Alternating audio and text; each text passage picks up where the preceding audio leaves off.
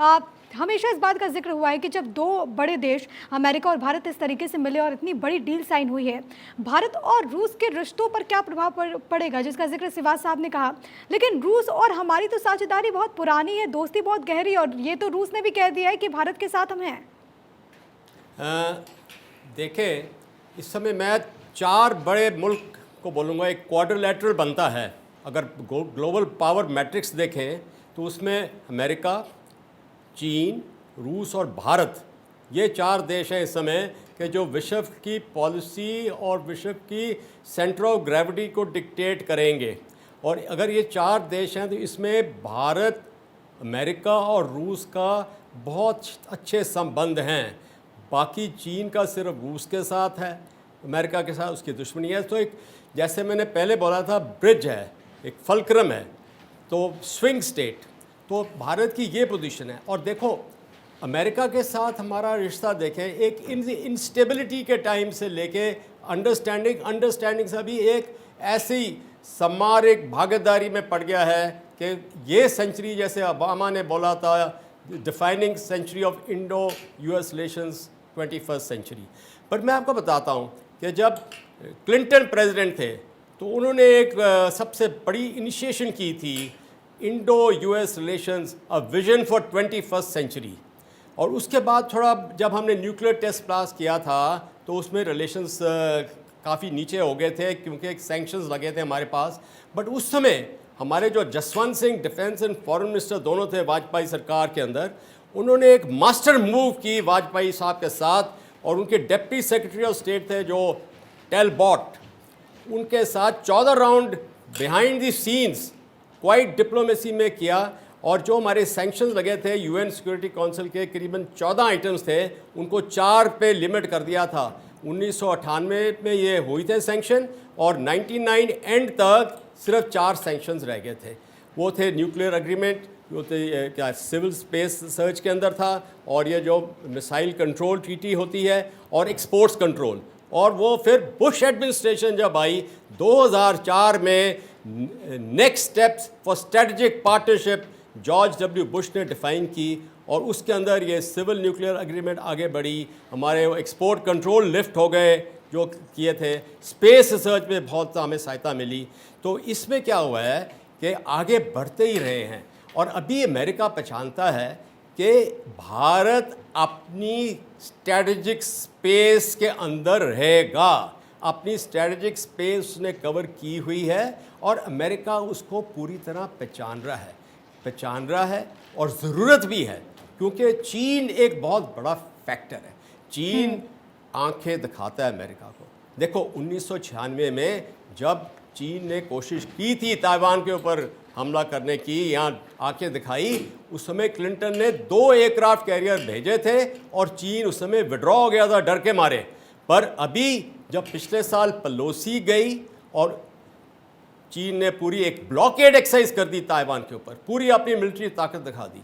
और अभी जब उनकी साई वेन गई थी ग्वाटेमाला और बीच में अमेरिका में रुकी थी और स्पीकर ऑफ हाउस को मिली थी मैकार्थी को, तो फिर से चीन ने एक बहुत बड़ा स्कीम किया, एक्सरसाइज की, ताइवान को ब्लॉकेड किया, काफ़ी थ्रेट किया। तो चीन की मिलिट्री ताकत अभी अमेरिका पहचानता है। देखिए ताइवान उसका बोलते हैं अनकॉन्करेबल एयरक्राफ्ट कैरियर है, एंटी एयरक्राफ्ट कैरियर अमेरिका बोलता है, मैकार्थर बोल गया।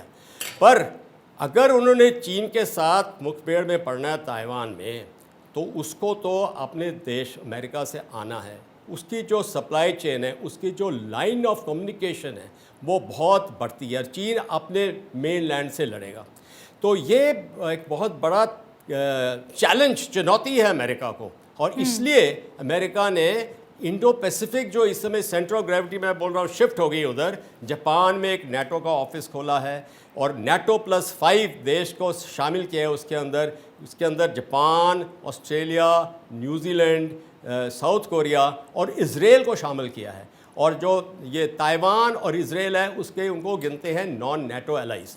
तो मैं समझता हूँ कि इस समय भारत की पोजीशन है जैसे between NATO and non NATO allies, मैं समझता हूँ उनके बीच में है। या हो सकता है कि इस समय जो हमारा विश्वास है इतना ज़्यादा है विश्वासमंद कि हम नाटो एलाइज से भी कई जगह उनके ऊपर हैं अमेरिका की नज़रों में। तो इसको हमने पूरा ये जो एक तरह का स्ट्रैटेजिक पार्टनरशिप है उसको बहुत सही और मजबूत तरीके से आगे बढ़ानी है। सब आपने चाइना का जिक्र किया, मैं सिन्हा साहब आपके पास आ रही हूँ, क्योंकि चीन का मुकाबला करने के लिए तो जाहिर है कि हमें लड़ाकू विमानों की जो संख्या है उसमें इजाफा करना होगा। अगर 414F जेट इंजन का निर्माण होता है और उसको लेकर टेक्नोलॉजी ट्रांसफ़र की बात हो रही है, तो जाहिर है कि इस लिहाज से हमें किसी और देश पर इसके लिए तो कम से कम निर्भर नहीं रहना होगा। देखिए प्रिया, इसके पहले कि मैं आपका जो मेन सवाल है, आपने जेट इंजन की बात की है और चाइना के बनस्पत, मैं आपको थोड़ा सा, क्योंकि अभी हम यूफोरिया में घूम रहे हैं, हम ना ऐसा लगता है जैसे कि भारत की पूरी जो नीति है और ख़ास करके आज के परिस्थिति में जिसमें मोदी साहब हैं, जयशंकर साहब हैं, उसको गलत तरीके से बयान करके हम कहते हैं कि हम तो स्ट्रेटेजिक ऑटोनॉमी में हैं, मगर सारे लोग अलायंस की बात कर रहे हैं। तो मैं तो ये नहीं मानता कि ये तो बेईमानी है। देखिए, ये टोटल बेईमानी है। आप ये नहीं कहते कि हमने कब शुरू कर दिया, 2000 से कर दिया, बुश ने ये किया, ओबामा ने ये किया। ये पूरा का पूरा गलत बयानबाजी होगा और गलत आकलन होगा मेरे साथ, मेरे अनुसार। देखिए, ये आप ये समझिए क्या हो गया। एक साल पहले ही ना, जब ये यूक्रेन वॉर शुरू हुआ था, तो ये यही सेम जो बाइडेन साहब थे, उन्होंने कहा था इंडिया इज फॉर्मलिंग। मोदी साहब भी वहीं थे, India is formalling, India is not joining. और इंडिया ने वेरी क्लियरली कहा, और बहुत लोग पैनल में भी बैठे हुए हैं, और वो सारे एक ऐसा हम क्या होता है, पिछलग्गू लग जाते हैं और फिर हम लोग उसी बात करते हैं और फिर स्विंग दूसरी तरफ लेते हैं। आज स्विंग का समय नहीं, इसको ये समझने पे बहुत इंपॉर्टेंट है। तो हम फ्रंटलाइन स्टेट नहीं बन सकते। हम चाइना के ग्लास, चाइना को डील करता रहा है इंडिया, और चाइना को बहुत अच्छी तरह इंडियन आर्म फोर्सेस डील कर रही है, चाहे इंडो पैसिफिक में हो, चाहे वो हमारे नॉर्दर्न बॉर्डर में हो। देखिए, ये चाइना के लिए हमको ये इंजन मिल जाए तो हम बड़े ऊपर चले जाएंगे और नीचे आ, इसकी बात नहीं है। इसको आप समझने की चाहिए। चाइना के गार्ब में, चाइना के इसमें सैडो में आपको फ्रंटलाइन स्टेट बना के, जिस तरह पाकिस्तान को यूज़ किया गया यूएसएसआर के अगेंस्ट में या अफगानिस्तान में, तो ये टोटल गलत आकलन होगा। आज अच्छा लगता है टीवी डिबेट में जब इस तरह की बातें सुनते हैं, क्योंकि वो चीज़ें हैं जो हम बता, उसके बहुत डीप आपको जाना होगा। और मोदी साहब एब्सोल्युटली, उनको देखिए ना, उनकी बॉडी लैंग्वेज, संभले हुए समझ के साथ, कोई उरेफिया नहीं है उनका, कोई ऐसा नहीं चल। क्योंकि इसके पहले डिप्टी एनएसए आए थे आज से 8 महीना पहले, उन्होंने कहा था कि यदि आप हमें नहीं ज्वाइन करोगे तो हम लोग जब चाइना के साथ कुछ होगा तो मदद नहीं करेंगे।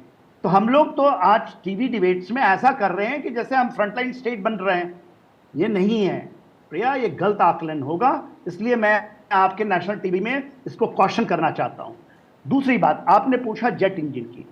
हमारी ये जो जेट इंजन का ये है 1986 से चला है, ये कोई नहीं कि 2023 में शुरू हो चुका है। जो आप जनरल इसकी बात करते हैं जीई की, तो वो तो हमारा कॉर्पोरेशन, और आपको जान करके बड़ी हैरानी होगी कि जॉन एच टेक्नोलॉजी सेंटर जो है R&D का, ये बेंगलोर में 2000 में खुल गया था, और इसकी एक मल्टी मोड फैक्ट्री पुणे में 2015 में आई हुई थी। ये कोई ऐसी चीज नहीं हुई है। और 2021 में तो हम 99 इसका समझौता हो ही चुका था। और यही देखेंगे आप, हम इतनी नहीं उछल रहे हैं, हम नहीं उछल सकते, और हमने जो कीड़ा खिलाया है हम उसको पूरे ताक में नहीं रख सकते। आज अमेरिका आपके पास इसलिए आ रहा है, क्या हो गया 1 साल में कि आज सब चीजें ऐसी लगने लगी कि ठीक है, ये सेंचुरी की वो कहते हैं कि सबसे बड़ी डील होगी। देखिए, 21वीं सदी जो है वो मानी हुई सदी थी, और ये सदी एशिया की है, और ये 20वीं सदी ये थी वहाँ की वेस्ट की सदी थी।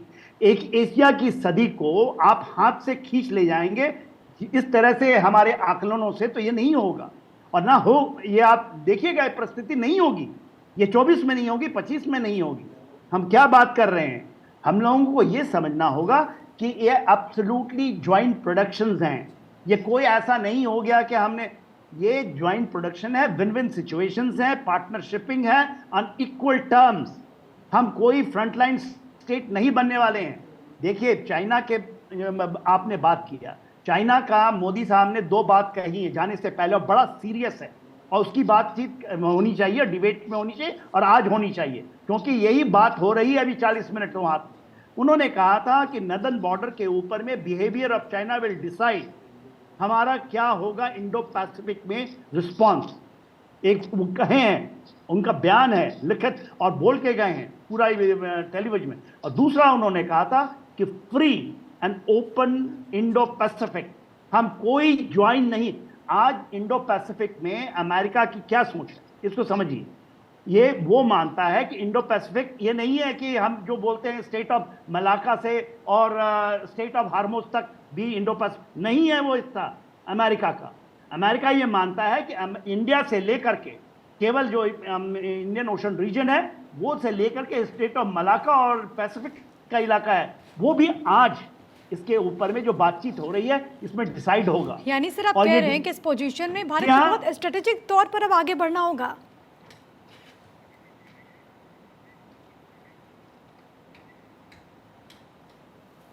मैं सुनने में आ रहा है कि सदी का सबसे बड़ा डील है और हम बार बार ये कह रहे हैं कि हम उसके पिछलग्गू बन रहे हैं। हम तो जो सब लोग जो हमारे पैनल में बैठे हैं वो सब क्वेश्चन कर रहे हैं।